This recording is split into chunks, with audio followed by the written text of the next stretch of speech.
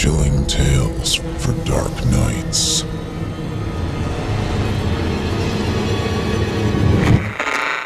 Want to make sure you never miss a Chilling Tales for Dark Nights video again?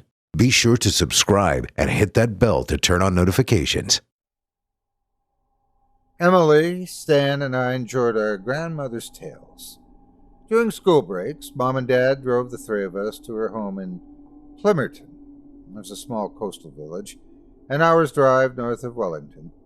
Everything about the place was tiny. It was simple. There were 3 cafes. There was a floral shop and a small dairy shop that served fish and chips on warm Saturdays. On each journey to our grandmother's house, the three of us glued our faces against the car windows. We watched as the tall, dark, looming shapes of the sawmills were replaced with empty flatlands. The rush of salt to our nostrils replaced the sawdust that rained constantly over our heads. The green sky followed us, though. Whether it was in Wellington or Plimerton, the sky was there to remind us. It wanted to tell us the truth that each and every one of us will turn to wood when we die. That was fine. The stories that our grandmother enjoyed telling us pictured a time before the curse of a wooden death struck every inhabitant of New Zealand's capital, Wellington. With strong winds that battered the city, we craned our little heads at each painting that decorated her walls. She had even showed a photo of herself as a young girl walking with 2 legs. By her storytelling days, however, our grandmother couldn't even move off of her chair. It was depressing. Who wanted to see their family member degrade into an immobile husk? Her condition was worse every visit. Grandmother's lower waist had been transformed into a thick bark. Her arms hung heavy on her sides. Her legs seemed to merge, even fuse, with the wooden floor of her home. Even her voice had started to sound croaky, like 2 boards rubbing together. Her condition grew worse each visit. Every time Mom and Dad told us that we were heading home, I wished, I hoped, and I prayed that we would get another chance to see our beloved grandmother. Emily, Stan, and I wanted to see more pictures. We wanted to listen to more tales of a Wellington long past. For Emily, she wanted to hear about the lifestyle. My brother Stan was fascinated with the landscape. I, for one, was curious about the museum. Te Papa. The Te Papa Museum was a wonderland, my grandmother described. She said that every day, different people from around the country and the world filled the museum to the brink. It was impossible to walk inside without bumping into 5 or a dozen people. Some days, she said, it was best to stand still and let the crowd guide you to your destination. The reason was simple. There was a lot to take in. Once a person stepped inside the museum, they were bound to be lost. Whether it was the natural exhibition on the 2nd floor, New Zealand history on the 3rd floor, or the Maori culture on the 4th floor, one simply could not walk around without stopping. My grandmother said that she could feel her pupils racing back and forth inside her eyes. Each pupil wanted to take in as much information that the museum provided. It was a giant building filled with laughter, joy, awe, and a great sense of local pride. I wished so badly to see what my grandmother had seen. The Te Papa had existed today was no more than an extravagant mausoleum. Its corners were sharp. Decapitated wooden heads of the museum curators looked down from the building's large wooden doors. The creamy brown paint that had once decorated the facade had been replaced with the wooden bodies of people. Each one was strung up against the others like dolls. It was disgusting. It was a mockery of the beauty that had once been. Before my grandmother died, she had told us that she had forbidden herself from visiting the city. There was no point ever going back since the curse of the wooden death appeared. it would have simply made her depressed. Wellington was a husk of its former self. The current city was nowhere near like the beautiful, windswept paradise of grandmother's stories. She had wished that one day the three of us would be alive to see Wellington in its glory days. Yet, even back then, I knew that the chances were already stacked against us. The side of my neck had already started to harden. The skin of my brother's back felt thick like bark. As for Emily, my youngest sister, I still cannot believe that she passed away. I remember the last time I saw her. It was on a cold autumn night in May, a few days before her death. Emily and I went for drinks in the old Harbor and Sea bar in Lambton Key. It was a celebration. Emily had gotten a position as a receptionist for one of the largest sawmills in Wellington, a 200-meter-tall behemoth at the center of the city. The pay was very good. Her hours were reasonable. She even got the option to take 3 weeks' worth of paid leave per year. I wasn't sure how Emily had managed to get the job. She had only completed a bachelor's degree in accounting and had a few temporary jobs at various call centers. Had she impressed a top dog from the sawmills? Had one of her friends given a good word to someone in the company? Or was it just plain luck? Whatever the case, Emily would be paid nearly as much as my position as a secretary for the city council. She would have been proud and excited. The Emily I knew could have yelled out to every person in the bar that she had secured a big gig. I was surprised, almost worried, to watch her lean down against the bar table. A half-empty cup spun in her hands. I never really enjoyed the thought of arranging people's wooden remains to be sent to the sawmills, she confessed. I jugged a glass. I hiccuped. You can always give the position to me. I'd do anything to avoid crossing paths with that pig of a counselor, Jonathan Wales. That you have my pay? She slammed her palm on my back. Yeah. Nah, sis. I'm keeping it, thank you very much. Just because I hate the kind of work I must do doesn't mean I hate the pay. Plus, I heard that my table was crafted from the body of an all-black. My option still stands. Working for the city council would be great. I hiccuped again. The bartender with a wooden jaw passed me 2 glasses of water. Emily raised her cup. The bartender answered with another pour.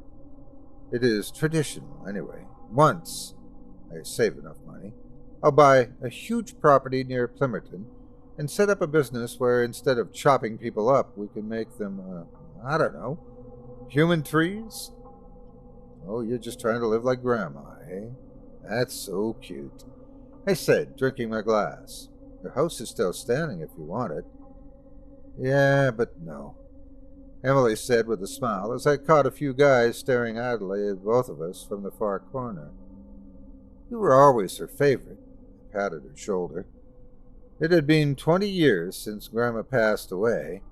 Emily was only 6 when Mom and Dad brought the 3 of us to the nearest sawmill to watch our dear Grandma be sawed and hacked to pieces.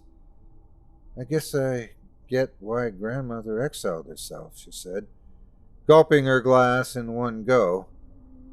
It is too depressing. I don't want to spend time in this city here any longer. I don't want to see mangled corpses in the middle of the streets. I don't want to watch them hauled onto the back of trucks or chopped up as firewood. I can always try being a model, I said as I hiccuped.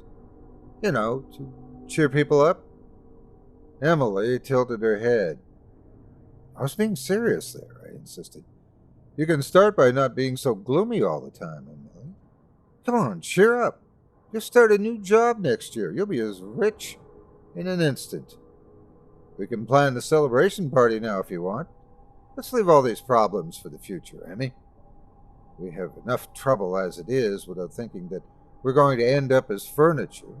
Plus, you still haven't had any physical trace of bark in you yet. So, you're saying that actually should become a model? She pushed her hair behind her ear. Am I really that, sexy? The same guys in the corner glanced down at her soft, fleshy, long legs. Emily giggled, raising a glass up to her head. I hadn't realized that I was drop-dead attractive. Everyone, I apologize for looking so sexy. Maybe it was my looks that gave me a position as receptionist for a major sawmill. Emily, I groaned. She sat, head lowered, and cheeks puffed in pink. Sorry, sis. Ego got the better of me. If it makes you happy, you're still my favorite sibling. You're not a dickhead like Stan. God, I hate our brother's guts. He thinks he's so great and mighty. I almost wanted to feel sorry when I heard that his back is turning to wood. Almost. It's everyone's burden. I called the bartender for another round. Seriously, just for once, I just want to know who or what did Wellington fuck up so badly that it left us with his stupid curse. She muttered and let a lock of her blonde hair to fall over her face. Grandmother said that the god of the wind was defeated by the god of the forest. That's why everyone is turning to trees, I replied. That's why everyone is turning into trees. I wish it was that simple, Emily said. How do you kill off the god of the forest, anyway? Wellington was better off when it was scorched with 100-kilometer winds, like in the old days, you know? I sipped my glass, nodding. You're really not taking me seriously, eh, Natalie? Emily elbowed my shoulder. Anyway, after one more drink, I'll call it a night. You were right. We have enough shit to worry about. I'll do my best with my new job and work my way to get another property near Plemerton. I still have a few forms left to fill out tonight, though. Fuck, I hate doing this at the last minute. Don't forget to sleep early, I said pointedly. Of course, she said and craned her neck back. I heard enough of that scolding from you and Stan to last a lifetime. I'm not going to sleep at 3 a.m. like I used to. 11 p.m. is my latest, that's a promise. I later found out that Emily indeed tried to keep her promise. It was overdose. That's what my brother Stan had told me over the phone. I felt my stomach lurch. My throat smelt like vomit when I learned that Emily had been found dead. A bottle of sleeping pills lay beside her bed. It was no surprise how she did it. At age 26, Emily Ritchie would have been another young victim. The local obituary would have labeled her as part of a growing number of people who wanted to escape the fate of watching their own bodies transform into a bark. Yet she hadn't. That was the worst part. When Stan relayed the information that our youngest sibling had died with no trace of wood in her body, I heard distinct cheering on the other end of the line. It sounded like 20 or 30 people laughing in the background. My brother told me that I should be happy that Emily had died this way. Normally, it would have taken no more than 3 hours before the corpse would resemble a mannequin. Even the morgue staff kept a 24-hour watch for any sign, any trace of bark inside or outside her skin. There was none. Emily had done it. She had beaten the impossible. At this point, I suppose I should say that I should have celebrated. My brother reminded me that Emily wouldn't have to face the towering sawmills that dwarfed every building in the city. The thought of my youngest sister being chopped into pieces and turned into furniture was whisked away. There was no longer any need to worry about that. Emily will be safe. She will be preserved. She will be the new chosen one who will be displayed among the decaying corpses within Tipapa. All my relatives cheered out at the news that one of our own had beaten the wooden curse. The city council was quite quick to proclaim the good news to the people.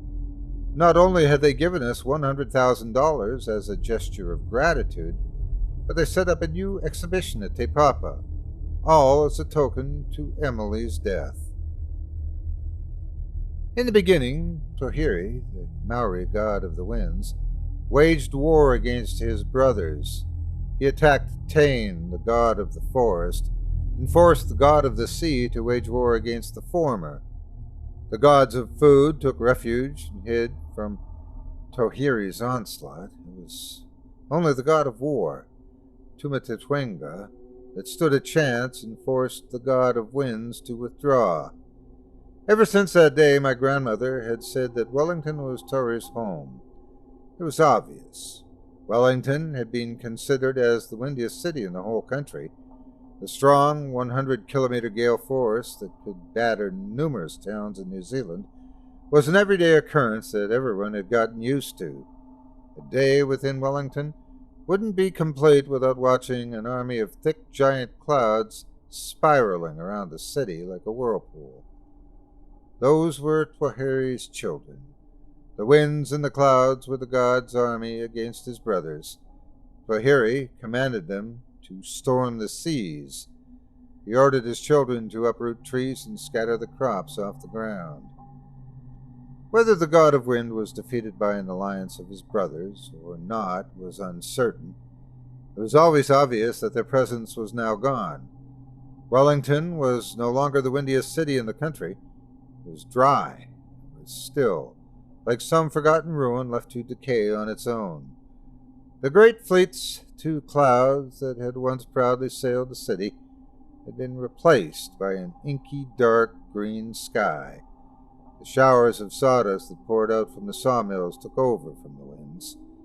The only trace that Tohiri and his children were ever here being faint, fleeting clouds in the shape of a silent scream. There were quiet breezes. A gust came and went. Pitter-patter of rain held on for a morning. Yet none of them shook off the dry, humid weather that had devoured the city.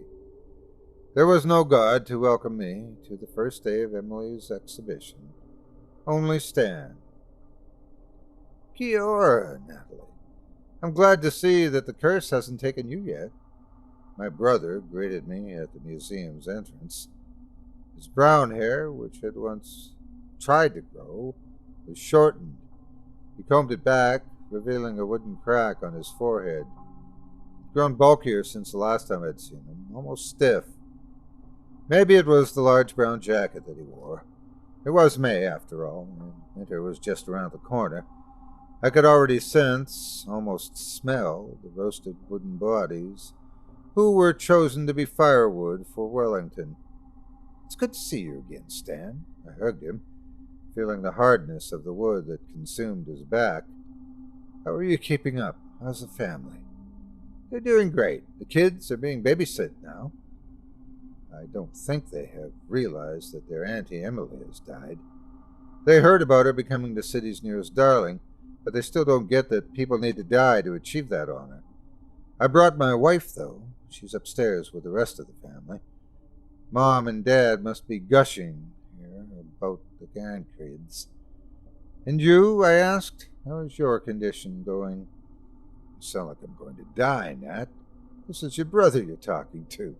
It's all sorted out. My local carpenter told me that even though my back has been taken over, I won't have to worry for a decade or two until the curse takes me. My wife got the gall to schedule me an appointment with a cabinet maker. I swear that I married the most awesome woman in the city. He paused, placing a hand on my shoulder. I felt the tip of a finger rubbing the thick bark on the side of my neck. I realize that it's hard for you to be here, Nats. I don't think I'm ready to see Emily's dead body, and the last thing I wanted to do is join some sick party. I'm only here because the rest of the family's here. You know me, Stan. I can't stand being the oddball. I'm not surprised. You're the motherliest type between the three of us. But that's fine. That's fine. Emily's the spoiled little princess, while I'm the more, well, let's just say, extravagant? Show-off? I cut him off. Seriously, Stan? Did you really put on a show when you called me that day? I can't believe you. I know that you and Emily didn't get along well, but that... Really? My colleagues decided to come over after work for a few beers, he said, and shrugged. Right. right? And they started shouting, "Emily will decay because that's what people do when they hear that someone has beaten the curse." He placed an arm around my shoulder and led me inside the entrance hall of the museum. The place was empty except for a headless wooden body at the center. It's pointed its arms toward a stack of stairs in front of us. The figure's stump was bathed by the warm blue lights of the ceiling. The low hum of the air conditioner drowned the buzzing sound of the sawmills from outside. I could even see a faint flicker of a fire off the Wellington harbor and the shadows of trucks near the docks. Soon the Lambton parade will be on its way. Deemed unworthy or useless by the sawmills will be spread across the city. I can also imagine, almost hear, an army of Wellingtonians marching toward the streets with axes and machetes, all ready to be hacked by their former city folk as firewood. For now, it was too quiet. I felt as if I had stepped inside an empty church dedicated to the holy decaying bodies of Wellington City. Each wall dedicated to a painting or a photograph of Wellington in its glory days. I wondered if the people in these pictures knew what the future of their city would be like. Their smiling faces and quiet laughs were different from the sighs and grindings that I saw every day. Were there any signs of Tohiri's defeat back then? Grandmother told us that the city was unaware of any warning that would bring its downfall. Maybe there was none. Maybe everything that is happening now was beyond our limit.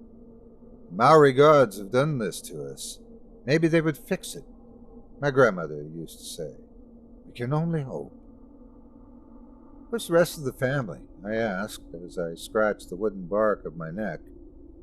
They're on the 4th floor. That's where the exhibition will take place. Mom and Dad got a bit worried that you weren't here yet and asked me to fetch you, knowing you'll be conflicted over Emily. You won't believe how many people turned up for this day. I don't even know most of them, or how they're related to us. Oh, I wish Grandma was here to see this. I whispered. Do you think she'd be proud?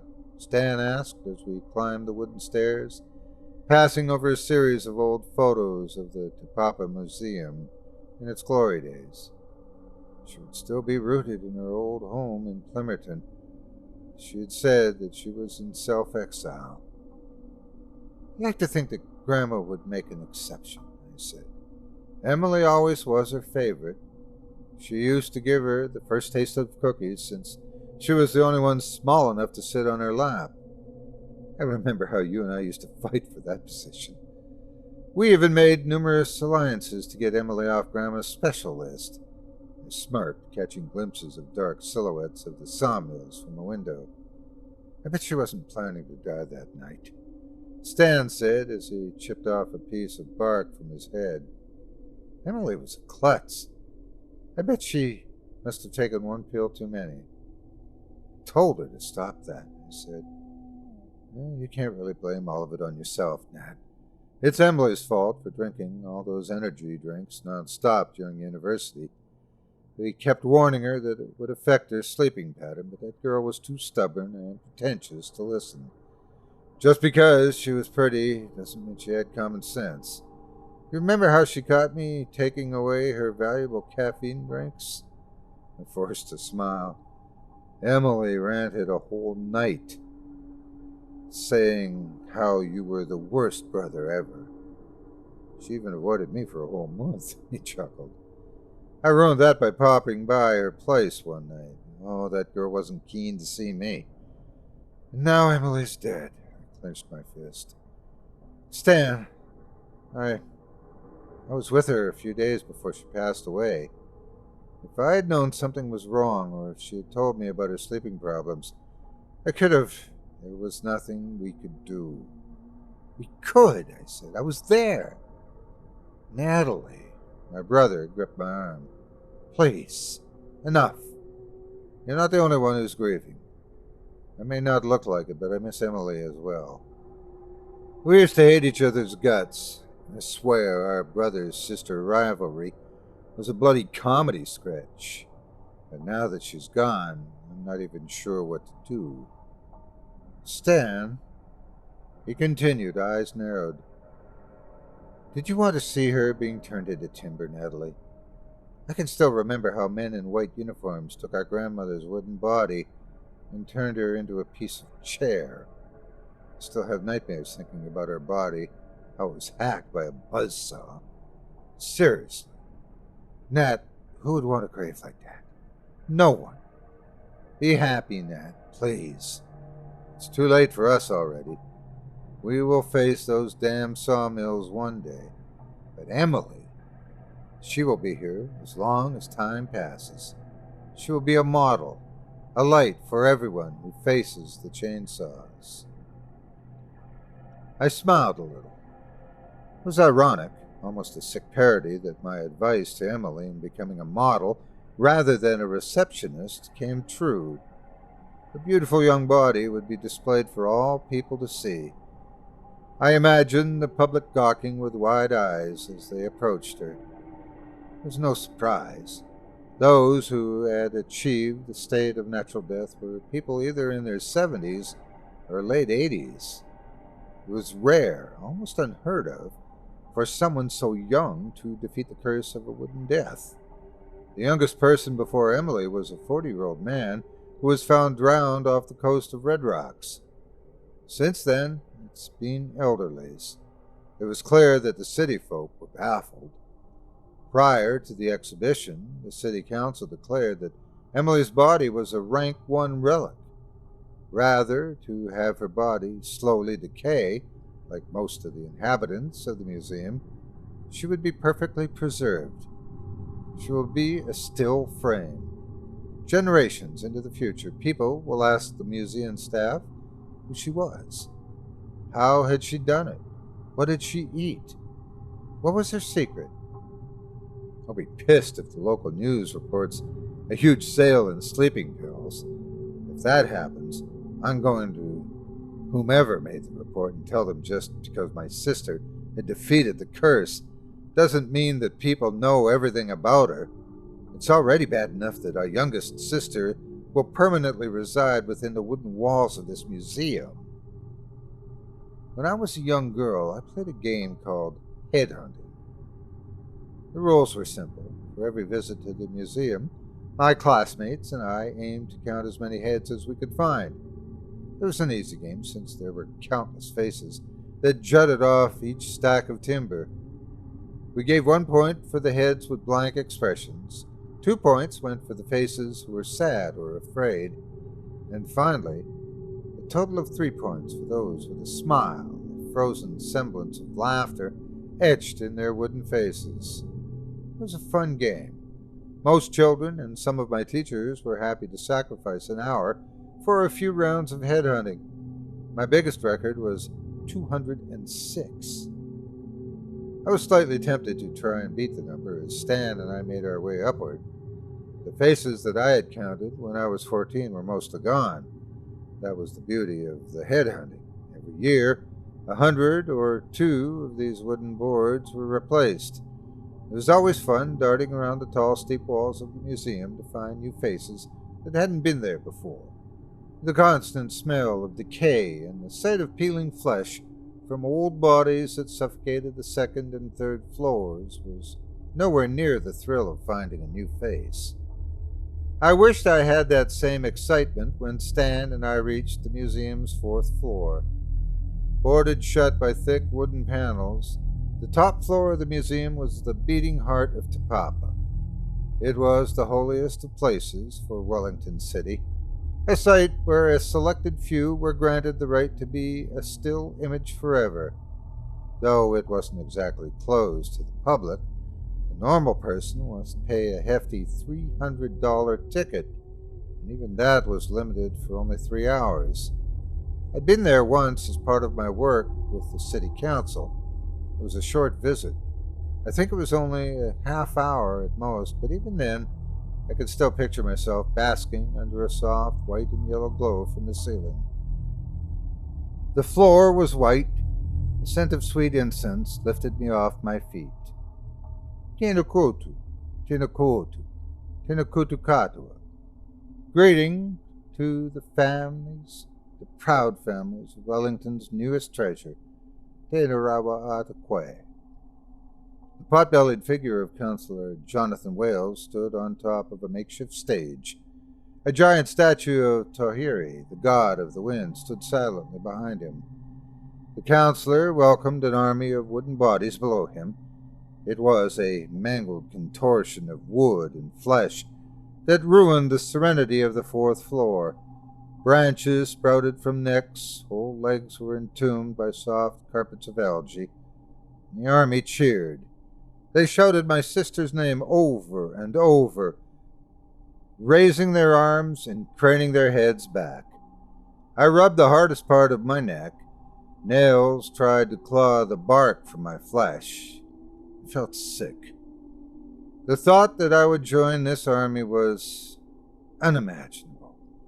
I wanted to get out of the building at that very moment. I didn't want to see the perverted sight in front of me.